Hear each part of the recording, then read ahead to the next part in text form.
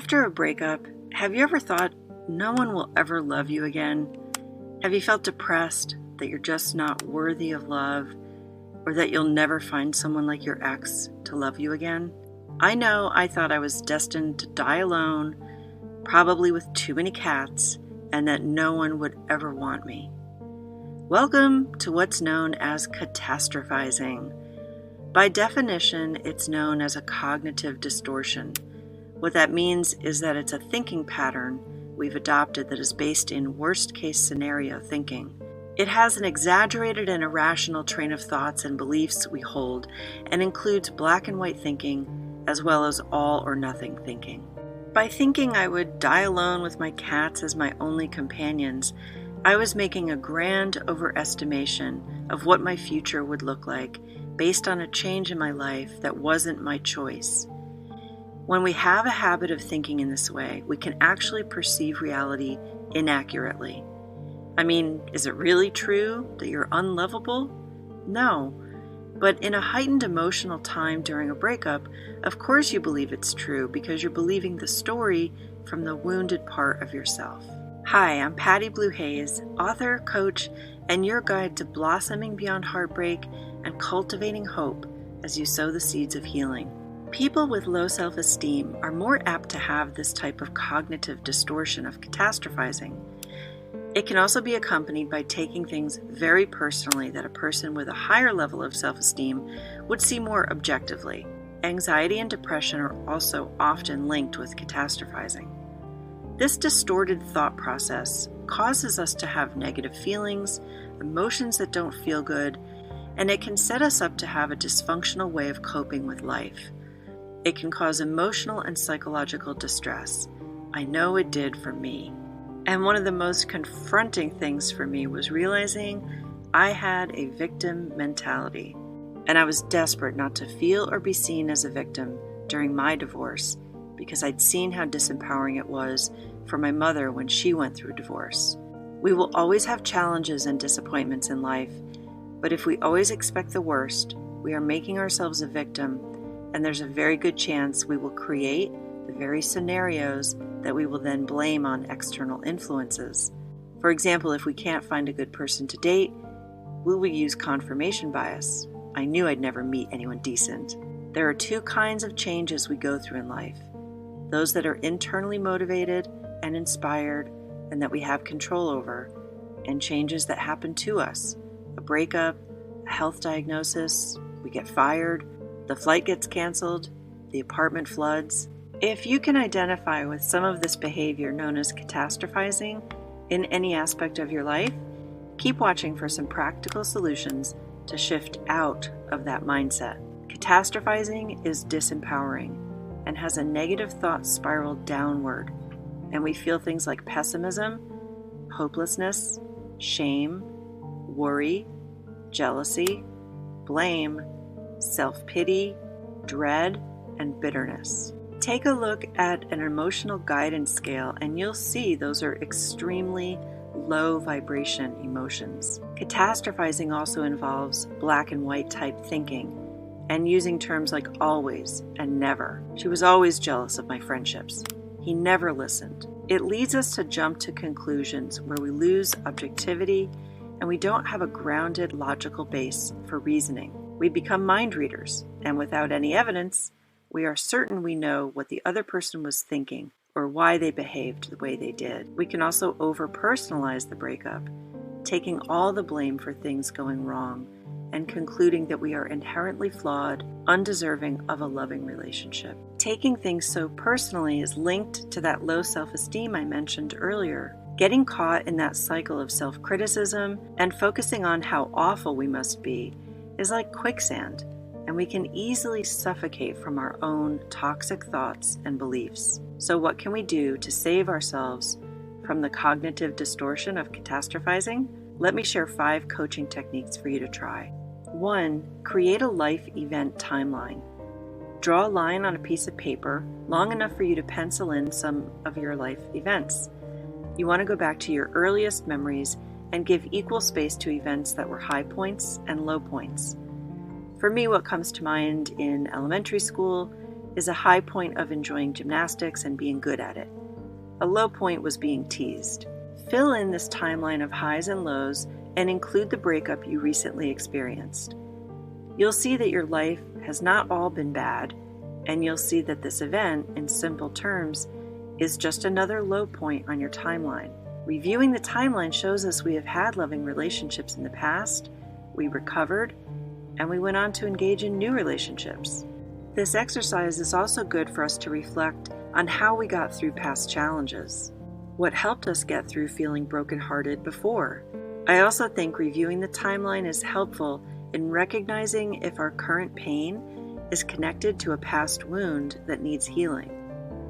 Use an emotional guidance scale to identify what you're feeling.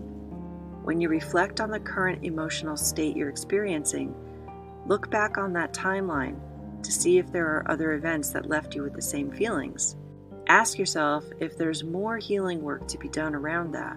It's been my experience personally and working with clients that we often have some past experience to address in order to change our current state. 2, reframing and challenging. We can reframe the situation in order to look at our situation from a different perspective. I think one of the best ways to look at an unwanted breakup is not to ask why they broke things off and hurt you, but to ask what you can learn from the situation. Asking why did this happen leaves us in an empty vacuum of powerlessness. It takes some adjustment to switch from asking why to becoming curious about what you're learning, but start small and keep changing the questions when you catch yourself in the vacuum of why. If you haven't heard of Byron Katie and the work, that's the first thing for you to research after this video. The set of questions Byron Katie has created in 2 worksheets will be your best tool for challenging your belief that you are unlovable or a failure in relationships. Look for the Judge Your Neighbor and the One Belief at a Time worksheets and create some contemplative time to work through them. And don't just do it once. When we have long-held beliefs with strong roots, it takes time to gently unearth them. 3, make a date with disaster. What? Patty, surely this must be a joke. I thought you were trying to get me out of the disaster mentality. Yes, but we all know we're going to overthink, ruminate, obsess, or have a pity party. So we may as well give ourselves permission to do it. And by planning your catastrophic thinking, you can limit the amount of time that it happens. In the morning, if you catch yourself going down that spiral, tell yourself to stop and that the pity party doesn't start until later in the afternoon. My advice is to really indulge yourself in the pity party. This is the time to whine, kick and scream, "It's not fair!" Then calm yourself down with a bowl of ice cream and some distracting videos. We're human. You've got to let these feelings out while you're adopting new ways of thinking, believing, feeling, and behaving. This is why I end each video with the expression, "The seed does not become a blossom overnight." Please help me continue to create these videos by subscribing to my channel if you find this content valuable. 4, take back the reins. When we're experiencing the black and white thinking, the over-personalization, and catastrophizing about the rest of our lives, it's easy to believe that there is some entity outside of ourselves that is controlling our lives, that we are somehow just at the whim of circumstances and events. And while things do and will happen that are out of our control, we can control how we respond and how we go forward. Very simply, how we are in our lives is the direct result of our thoughts, our deeper beliefs, the emotions those beliefs generate, and the actions we take based on those feelings. While this sounds simple, if you're like I was and have been living with a set of beliefs that aren't kind and supportive of your abilities, characteristics, and endeavors in life, changing your mind will be one of the most challenging things you've ever done. It was for me. Keep it simple. If you start to think about your belief that you're a bad person, catch yourself in that thought and shift it. Tell yourself that feelings are not facts. Then tell yourself, right now I feel like I'm a bad person, but feelings aren't facts, and it's just a feeling that is passing through me at the moment. To help further with this, have a list of 10 examples from your life where you were a good person. Review that list after you modify the self-talk. You may have to do this hundreds of times a day. It may frustrate and exhaust you. Keep going. 5. Make a life-changing decision. Who is in charge of your life? Who decides what you think and what you believe? Who is responsible for your circumstances right now? You are. It doesn't matter what someone else did and how much they hurt us or left us broke, betrayed, and angry. It is up to us on how to deal with those events. It's up to us how much power we give to them and how much we take back into our control. I made a decision that I was not going to end up feeling scared, powerless, and bitter over my husband's choices. It was not easy work to do, but I was stubbornly determined. I was committed to healing and becoming at peace with myself.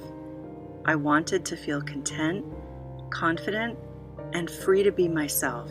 If you are ready to do the work, go on a media fast. All that negativity from news and social media isn't supportive of becoming still and introspective. You can work with a counselor or even get an app to help you on your journey of transitioning out of catastrophizing to a more neutral and even positive mindset. Because it's never always, and it's always never. Remember, you're on a journey of healing and transformation. The seed does not become a blossom overnight.